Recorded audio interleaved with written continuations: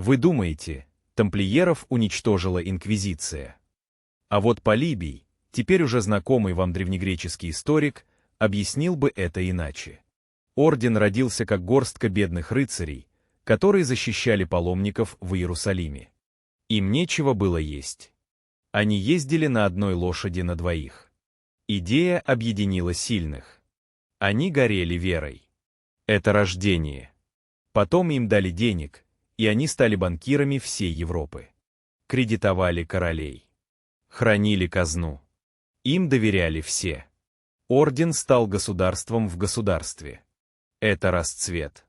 А потом орден разбогател, обнаглел, потерял связь с реальностью. Рыцари жили в роскоши. Забыли о своей миссии. Они больше не защищали паломников, они охраняли свои сокровища. Это застой. Французский король Филипп IV Красивый задолжал тамплиерам огромные суммы. И вместо того, чтобы отдавать долги, он решил уничтожить орден. Система, потерявшая силу, привлекает хищников. В пятницу, 13 октября 1307 года, всех тамплиеров во Франции арестовали. Их пытали, сжигали на кострах. Не за ересь. Их убили за деньги. Орден рухнул за несколько дней. Это упадок.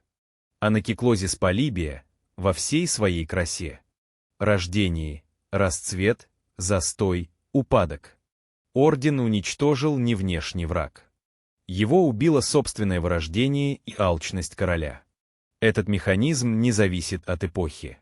Так работают империи, корпорации, идеологии. Между прочим, современником тамплиеров был человек, который понял этот механизм и остался в стороне. Его не тронули, хотя и считали колдуном.